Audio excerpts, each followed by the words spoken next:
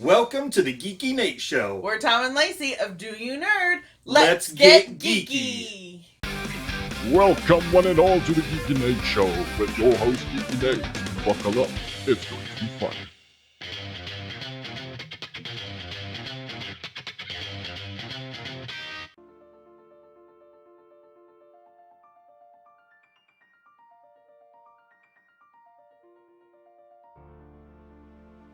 Hey Geekies! So Loki is nearly upon us. As you should know, in our Discord we've been theorizing everything going on in the MCU, and it's just been awesome. Since Endgame we've had WandaVision, amazing, Falcon and the Winter Soldier, really great, really setting what the world now looks like. And we thought just before Loki and his time traveling antics, we would talk about the MCU, the timeline, what's happened with the time traveling in Endgame, and what perhaps might come out of it in Loki. Something that's really important for us to talk about though is a couple of the ideas of time travel. So you've got closed loop time travel, so that's H.G. Wells's time machine. You go back in time, you try to change an event, but it's predestined and it's always going to happen. For example, him trying to save his wife all the time, and she just dies. There's nothing you can do about it. It's always determined. Interestingly, in this one, if you travel to the future, that future is not supposedly determined yet. If they were to come back in time, it would be determined. So basically, there's only one line. There's nothing else. You've then got this idea that if you go back in time and you change the past, you erase your future and then you erase yourself. So this is the paradoxical time travel. And then you have the one that the Marvel has been using for a long time, which is the multiverse idea of time travel. You go back in time, you change that timeline's predestined future, but your future still exists and the events that led to your future still exist, and therefore there's no paradox. So you get multiple universes, every decision that's ever been considered, all options were created at that point in time. Marvel, with the onset of Loki, are clearly following the idea that time travel creates the multiverse. Interestingly enough, the Time Bureau that Loki will be working for, their job is to clean up the multiverse, to reset the events that have caused spawns of different events due to time traveling. This is interesting to me because what this is basically saying is there's an organization that tries to enforce a predestined timeline. And one of the biggest questions I have to now ask with this understanding is the timeline we've been watching in Marvel the prime timeline, or are we watching one of the multiversal branches that are going to get cleaned up?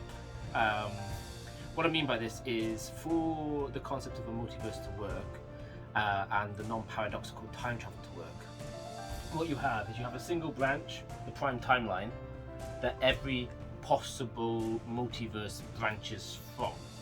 And so this gives you your Earth 1 to a million, 100 million, infinite number of different Earths. So the MCU has either been the prime timeline from whenever all the way up to 2018 snap, and then the question comes into it is the events in 2023 when they reversed the snap. Is that where they time traveled and they really messed stuff up? Is that part of the prime timeline was meant to happen? Or is that stuff that's going to get cleaned up by the Time Bureau and therefore they didn't get to travel back in time, therefore Cap didn't get to spend the rest of his days with his love and all the rest of that stuff? It also comes into some of the questions that I know are sitting out there about Peggy Carter and Agent Carter, and I will cover those in this piece. We're going to use the purple pen. The purple pen marks the timeline. So we've got, we're going to just go back as far as Cap. So 1940s, we had Cap created and Cap, and Cap getting frozen. In the 1970s, we know we've got S.H.I.E.L.D., Peggy Carter's running it, Hank Pym is a scientist as part of it, he has created the Pym particles, he's got his Ant-Man suit. So that's really important. I'll explain why that's important because that's important to travel back 2. 2008, we've got Iron Man. 2012, we have the Battle of New York and the Avengers forming. 2013, we've got Thor: The Dark World. This is one of the places they go back in time to.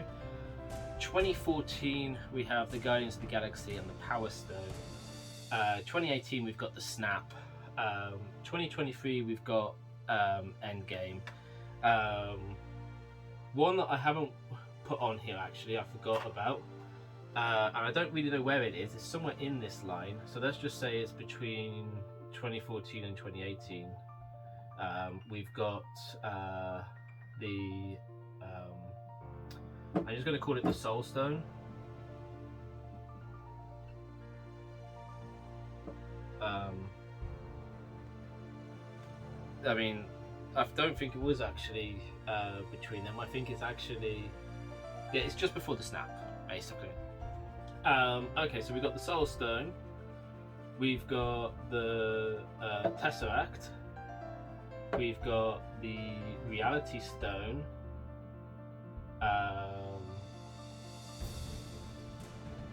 What am I missing here? Reality Stone, Power Stone, Tesseract, Soul Stone. One eternity later. Oh, of course. And the Time Stone. The Time Stone was also in the Battle of New York. Okay, so why are all of these important? I'm going to take blue. I think blue will be good for this. Right, so no, not yeah, blue. Yeah. So 2023, Time Machine's created. They jump back to the Soul Stone. The moment is just after Guardians to get the Power Stone. They go to get the Reality Stone. They go to get the 2 stones. So the Soul Stone, that works out, that gets cleaned up. So there is no branching timeline from here. So that's fine. That just goes on as normal. They don't impact reality. Guardians, again, that pretty much goes without any blip. Not a real issue. 4 has a branching timeline. What is that, Geeky? Well, here he takes his hammer for one, so there is a period of time of missing hammer. There is also the moment where he meets his mother when he shouldn't have. So there is a possibility of multiple timelines actually from here. So there could be the hammer stayed missing, and mother. There could be just missing hammer as well. Actually, on the Soul Stone, there is a possible reality, which is the Soul Stone's never returned. Same with Guardians, the stone is never returned. And again, stone never returned. So every one of these moments could have created this timeline. Now, we know that Cap goes back in time, and so technically these realities aren't possible, but at the same time they are possible. This is some of the weirdness of time travel. Because you went and you interfered, you've created that reality, and even though you go back in time and you correct that reality, which should collapse it back in, that's not a guarantee. Every one of these events basically creates a resonating frequency for that universe, for that time. And the longer it's left, the more likely that could become a set reality. And so it could exist even though it doesn't exist, if that... Basically, this is confusing stuff, but these are outliers. These are outliers. They're not proper stuff that causes anything that big. However, our first real big moment is here, and that's Loki steals the Tesseract. this is what gives us the Loki TV series. Now, this part has me intrigued because, in theory, that's a whole new reality, and he shouldn't get a chance to blip around or come and interfere with any other reality. However, I think he does. I think the Time Bureau, well, the Time Bureau in Marvel, basically, consider this whole whiteboard time. And there's a tiny little space down here that is outside of time, and that's where the Time Bureau lives. So they have all realities available to them, much like how the Watchers can see all realities. They have access to all realities. Interestingly enough, this also links a little bit to how Miss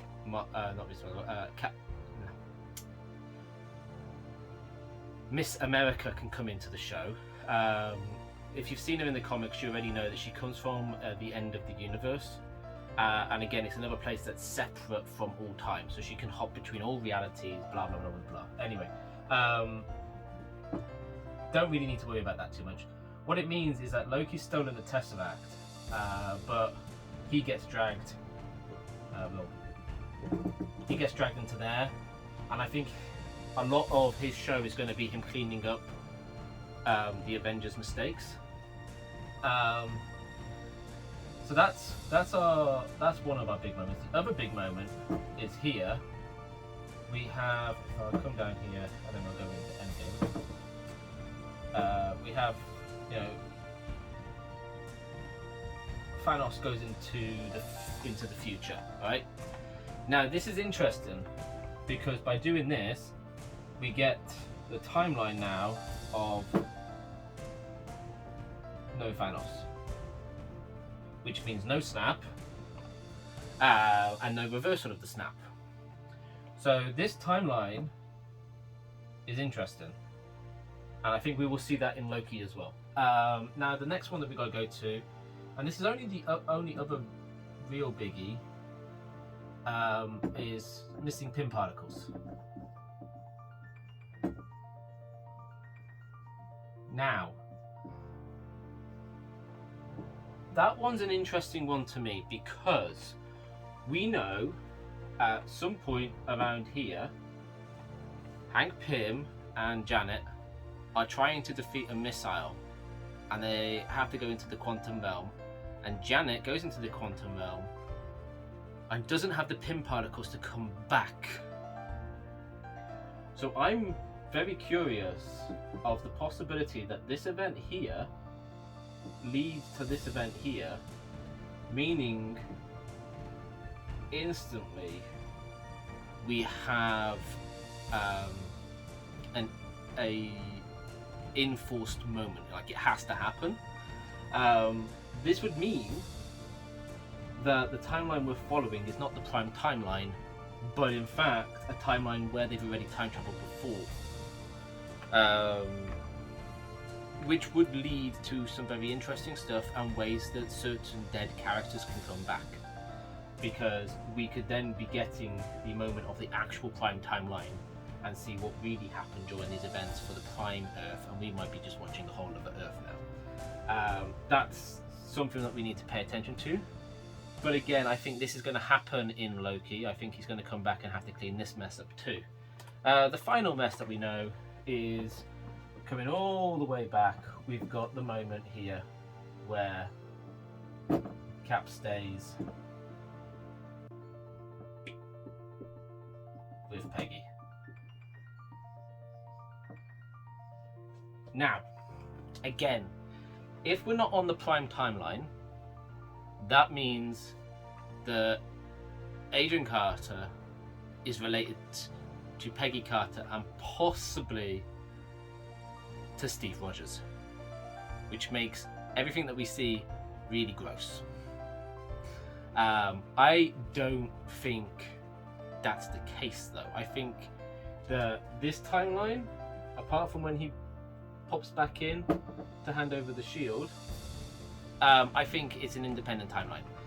You notice how Cap needs to keep using the wrist watch. This is because, as I said before, this timeline has a certain resonant frequency, and our bodies will. But this is one of my own theories, not theories, hypothesis. This is one of my hypotheses, is that each universe has a resonating frequency, and our bodies, our atoms, all match to that. Going to a different timeline, you're not meant to be there, and it causes basically a problem with the frequencies. Over time, I think you would probably align and become settled in, like with Bishop and all the other time travelers, Cable, etc. in X-Men stuff. I'm pretty adamant that's what's happened to them. They've become solidified in their timeline that they jumped to, and I think this eventually happens with Cap, possibly, and he needs just to hop back into that reality. So. Hunky dory. I don't think this is part of our prime reality.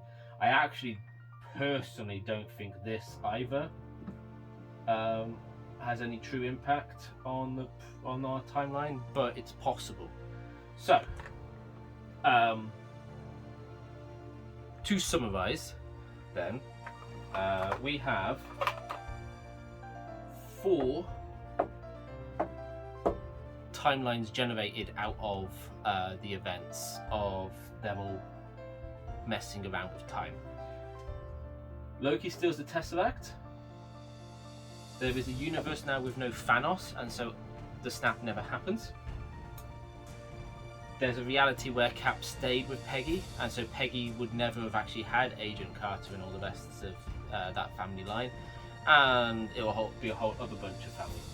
This is key because this means that there could be an opportunity at some point in the future for us to see Cap's children come into the MCU.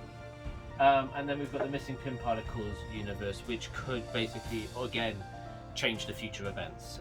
If there's not enough Pym Particles, perhaps it leads to Hank having to do more research and staying on as Ant-Man for longer. Perhaps the missile actually hits and blows up. We don't know what comes out of that timeline, but we've got 4 timelines, and I think this is probably my biggest theory in regards to Loki.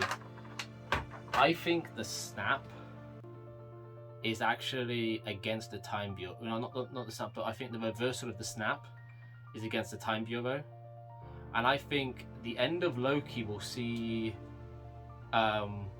us discovering that the Time Bureau wants to try and reverse the 2020 time traveling escapade altogether, the time heist altogether. I don't think they will succeed, quite clearly, because we've got the other shows. But I think it's going to lead again further into Doctor Strange and the Multiverse of Madness, and so there's going to be all kinds of chaos there. That Multiverse of Madness that Doctor Strange is going to be going through. Whatever's going to be happening in Spider-Man, I'm certain Spider-Man's going to be interlinked. This is all going to be from them time traveling. It's all going to be from the destabilization of them taking the stones out of the different points of time. It's going to really cause the multiverse to just explode. The cool thing about this, with having the multiverse exploding, is that we're going to be running towards the latest Secret Wars and Battle World comic events. Now, I have for a while gone, I think that's going to be Phase 6. But the more I look at it, we've got Secret Invasion, we've got the setting up of the Masters of Evil, the setting up of the Dark Avengers. I actually think that Phase 6 now is just going to be us running up to Dark Avengers. And I think actually they're pushing off for the Secret Wars and Battle World to be the final trilogy. And I think what we're actually going to be seeing is that the MCU is going to run for 9 phases, giving us a trilogy of trilogies, just like we got with Star Wars. But instead of 9 movies, we're talking 60, 70, maybe 100 films by that point, or 100 total combined with the TV series. I think that's what they're running to. So we've got another 2 decades, or 15 years maybe we're halfway through what they're actually up to. So yeah, I think that we're looking at being well into our 40s, our 50s, our 60s before we see it come to its conclusion. They might shorten it, and they might only do like an extra phase and not do a trilogy phase. I don't know. Perhaps they go as extreme as they've done with the comics, and it never ends. I mean, Marvel's been at it since well, they weren't Marvel at the time, but they've been, it's been going on from the 50s, I think, the 50s. So I guess it's possible. It's possible that we never see the end of the MCU movies, and they're just long, a whole lot of story, but you should be able to just drop in, drop out, as you've always been able to do. Anyway, I am rambling. This is my proposal that we've got 4 timelines. Loki's going to be cleaning them up, but I think Loki's going to have some kind of other interactions, his own game, and we're definitely going to see Lady Loki and Kid Loki out of this. We're getting Young Avengers. Be ready for that. We've got 2 Young Avengers, 3 Young Avengers already, and I reckon Loki's going to give us Kid Loki, giving us our 4th one. We know that we've got Miss America coming, so that's 5 Young Avengers. The question is, which other Young Avengers are we going to see? I think we're going to get Hulkling myself. I think he's coming. Nova probably is also coming, and we know we've got Hawkeye coming as well. So Young Avengers. Anyway, as I said, I'm rambling because I love this stuff. Come join us in Discord. Link is in the description below. We're theorizing all of this stuff on there, so you should come join in that conversation. In the comments below, do you think we're right here? Are you excited for Loki? What are your theories? Let us know. Also, if you really love Marvel like I do and you love all this stuff, go check out that Superhero Thing podcast. Great podcast. The 2 chaps are awesome. They're appearing in a video that we're going to be putting up soon. So keep an eye out for that one. There's going to be more MCU videos as the years go on. As you know, I love them. Expect some reviews of the 2 TV series to come out soon as well. And for now, keep it geeky. Keep it